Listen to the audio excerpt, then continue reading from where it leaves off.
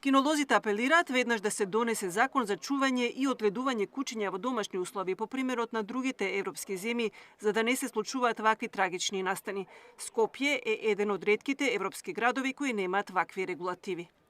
Не постои во Македонија и во Скопје закон за урбано чување на домашни миленици, без разлика дали станува збор за расни, нерасни, буквално немаме никаква регулатива, закон со кој би не ограничиле нас љубителите на животни, на кучиња, да можеме да ги чуваме на некаков било каков начин.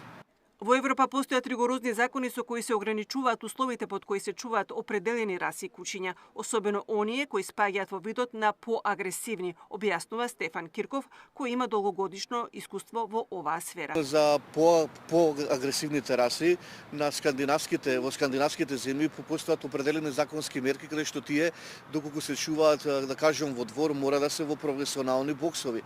Значи не смее да бидат пуштени на слобода затоа што самите кучиња по себе носат некој инстинкт кој знае да биде агресивен и самата земја низ тие законски регулативи ги има ограничено љубителите и собствениците да бидат предпазливи за да не се случат овакви несакани случаи како за жал што се случи денес кај нас.